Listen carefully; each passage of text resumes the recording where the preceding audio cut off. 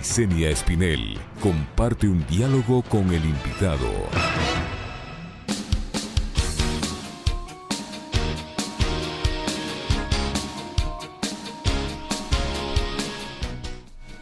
Ya son las 12 horas con 22 minutos, 12 con 22 minutos. A esta hora saludamos en los estudios de Pichincha Universal a José Villavicencio, presidente de la Unión General de Trabajadores del Ecuador, UGTE, parte del Frente Unitario de Trabajadores. José, qué gusto tenerle aquí. Buenas tardes, bienvenido. En las últimas horas los trabajadores han hecho una muestra de respaldo, se han pronunciado en favor de defender la labor que realiza la Defensoría del Pueblo, que ha sido en los últimos días víctima de presiones, de ataques, de críticas por parte de varios funcionarios del Estado Central. Esto tras su trabajo en cuanto a las protestas de octubre, a su denuncia respecto a las violaciones de los derechos humanos, al uso excesivo de la fuerza, a las muertes, a los detenidos, a las víctimas del paro en general, y esto también a raíz del informe de la Comisión Interamericana de Derechos Humanos, que ha sido también cuestionado y criticado por autoridades gubernamentales. Cuéntenos, José, en qué sentido va este apoyo y por qué lo hacen en este momento. Gracias, buenas tardes, un gusto poder saludarles a nombre de nuestra central sindical UGT, parte del Frente Unitario. Yo primero quisiera empezar condenando a quienes pretenden callar y afectar a la libertad de expresión. No podemos hablar de democracia si se afecta a la libertad de expresión. Las personas, los ecuatorianos en particular, tenemos ese ejercicio que es fundamental a expresarnos como parte de defender los derechos humanos, y por eso condenamos a quienes pretenden callar y afectar a la libre expresión, a la libertad de expresión en particular, y callar a uno o varios medios que hacen o crítica a un poder económico o a un poder político de turno. Los trabajadores hemos planteado primero condenar las mismas declaraciones del presidente Moreno en días anteriores, donde a través de una cadena nacional pretende desprestigiar la lucha, el levantamiento popular, la huelga de los trabajadores y los sectores sociales en el mes de octubre. Y digo esto porque no puede de ninguna manera el presidente pretender desconocer una acción y un derecho fundamental que tenemos los seres humanos, y en particular los ecuatorianos. Los ecuatorianos, los trabajadores, los sectores sociales, el movimiento indígena tomamos esa decisión frente a una decisión del poder económico y del poder político de aplicar políticas neoliberales del Fondo Monetario Internacional que afectaban los derechos individuales y colectivos de los trabajadores y los pueblos. Y entonces no puede salir, entre comillas, hablar de paz, pero en un tono de retalia al pueblo ecuatoriano, en el elemento de no haber aprendido las lecciones del mes de octubre. Y las acciones del mes de octubre hay responsables, y el único responsable es el gobierno, porque no fuimos los trabajadores y los pueblos quien tomó esas decisiones, las tomó el gobierno. Y en esa línea nosotros hemos planteado y lo denunciamos en su momento que hubo represión de la fuerza pública, de violación de los derechos humanos, y hemos planteado respaldar ese primer informe que dio la Defensoría del Pueblo, así como también lo ha hecho hoy quienes vinieron a nuestro país a analizar las acciones del mes de octubre. Y entonces no puede caerse hoy en el debate en de que si es que el muerto está muerto o está vivo, cuando en la práctica hay fallecidos, y no importa si son 10 o son 11 o son 13.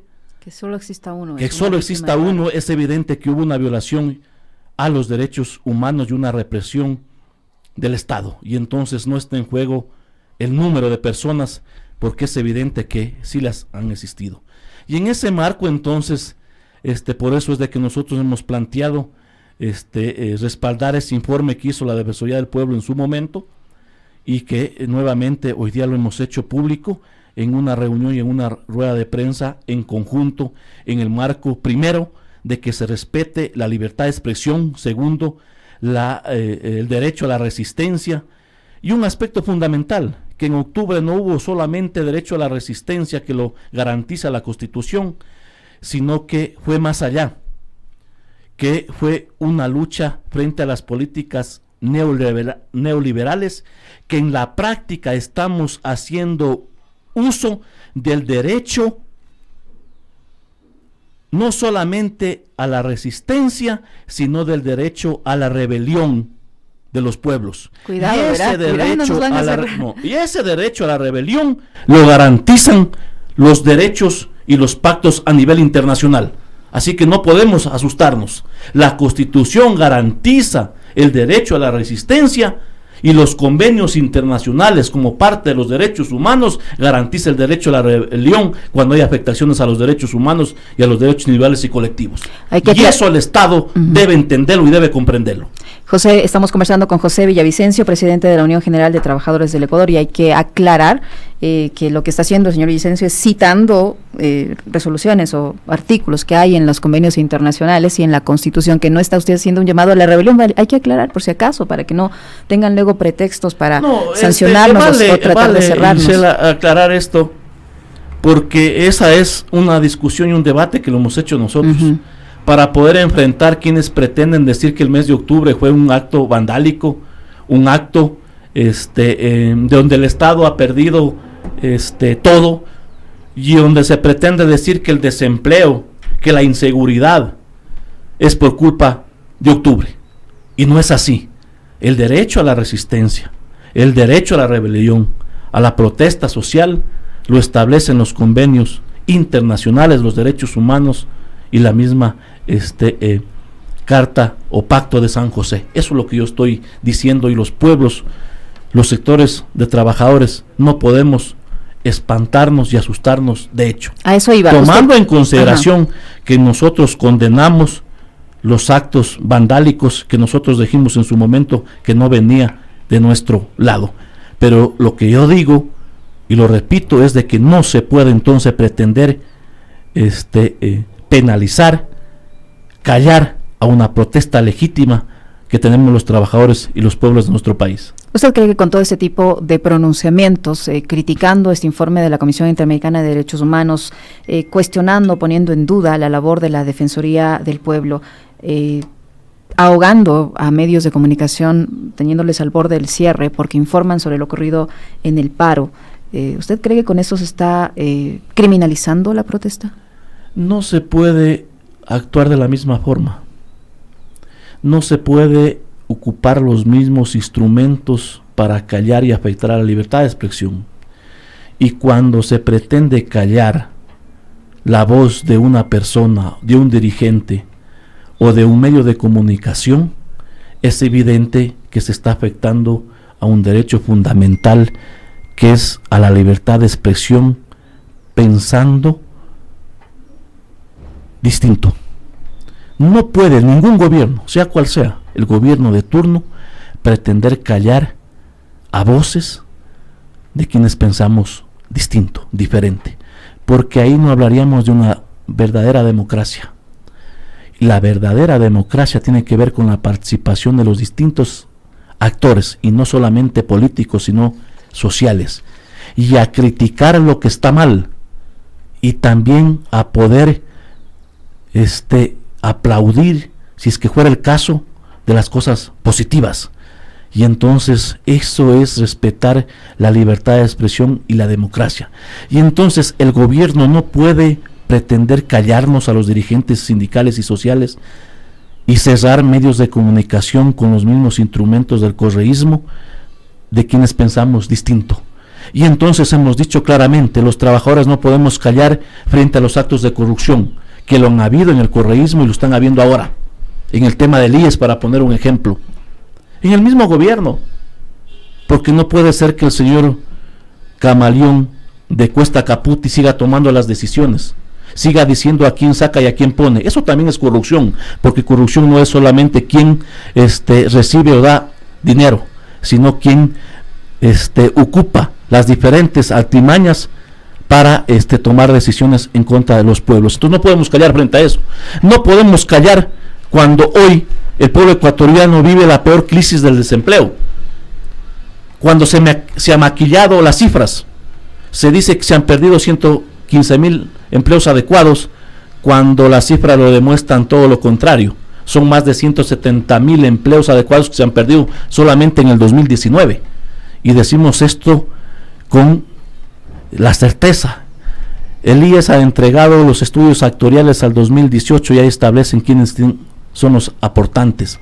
Anteriormente se hablaba de 3.800.000 aportantes. Eso significa que tenían por lo menos un empleo adecuado o que recibían un ingreso del salario básico. Hoy hablamos de 3.228.000 ecuatorianos. Entonces hay una pérdida masiva de empleo y entonces las cifras lamentablemente las maquillan como lamentablemente el INEC se ha acostumbrado, el INEC se acondiciona a los gobiernos de turno. Frente a eso, los trabajadores no podemos callar. ¿Y cuál es la respuesta? Porque el Código del Trabajo es muy rígido. Claro, para ellos es rígido, y para los grandes grupos económicos y para la banca porque tiene derechos. Pero entonces no podemos callar los ecuatorianos cuando solamente en el sector público se despidieron en el mes de diciembre 50,000 personas. Eso afecta a la economía. ¿Esa cifra usted de dónde la saca? El mismo INEC y y de los estudios actuariales que ahí se reflejan las cifras. Y entonces cuando se maquilla las cifras del desempleo, entonces no podemos callar y no se puede pretender callar más allá que puedan tener el poder económico y el poder político para hacerlo.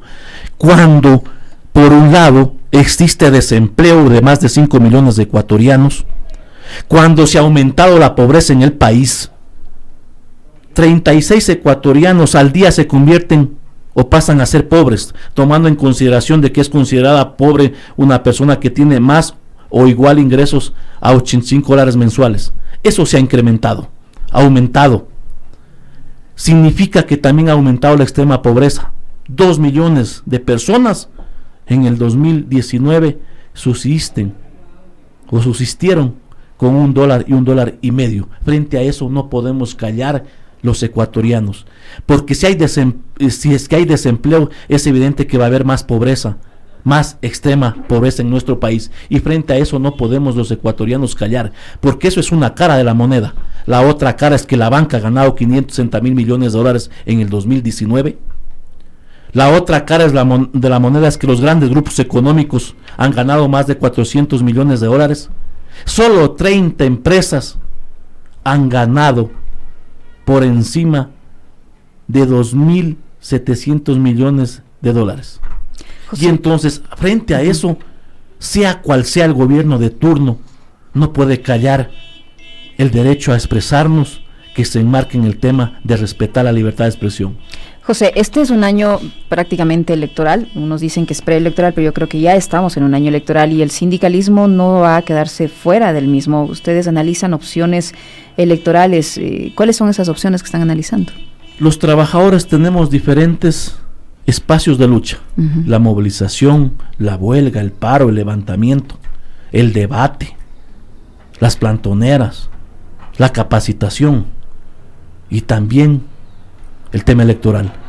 Y en esa línea los trabajadores no podemos correr, porque somos parte de este país, tenemos el derecho a elegir y ser elegidos, tenemos la capacidad, la clase obrera, de entregar propuestas como lo hemos demostrado en los distintos espacios y frente a los distintos gobiernos de turno para resolver el tema del desempleo, el tema del déficit fiscal, el tema de la seguridad social, entre otros aspectos.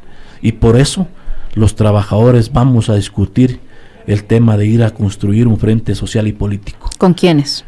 ¿Trabajadores? ¿Con quiénes más? Las organizaciones sociales, que se enmarcan en las organizaciones del Frente Popular, el Frente Unitario, la CONAI, la Ecuazonari, y también con sectores políticos que hemos planteado desde el centro a la izquierda. ¿Tienen ya precandidatos? No se trata de dar a conocer nombres de candidatos. Se trata de construir un frente amplio, un frente social y político para primero plantear una propuesta alternativa al pueblo ecuatoriano para el 2021. ¿Cuándo van a analizar los sectores sociales, creemos en el país, creemos de que sí es posible salir adelante, dejando a un lado las políticas neoliberales del Fondo Monetario Internacional, pero sobre todo pensando en la mayoría de los ecuatorianos, no en los mismos de siempre. ¿Cuándo van a analizar ese marco, tema? Mañana tenemos la 13ª convención del Frente Unitario y de organizaciones sociales en la ciudad de Quito, donde, entre otras cosas como el tema del empleo, el tema de la seguridad social, el tema económico, el tema de las concesiones, que hoy ya se llaman monetizaciones, que el gobierno persiste, discutiremos el tema del frente social y político. Vuelvo y repito, los trabajadores creemos en el país y somos capaces de darle una alternativa para salir adelante. Le agradecemos, José, por su presencia en nuestros estudios. José Villavicencio, presidente de la Unión General de Trabajadores del Ecuador, UGT, integrante del Frente Unitario de Trabajadores, los sindicalistas, analizan sus opciones electorales, entre otros temas, como ya lo han escuchado de voz del propio dirigente, en esta 13ª Convención Nacional que se cumplirá este viernes en Quito, Convención Nacional del Frente Unitario de Trabajadores, ¿verdad? Sí. Muchas gracias, José, a ustedes, por estar aquí con nosotros en Punto Noticias, segunda emisión, 12:38. Volvemos después de la pausa.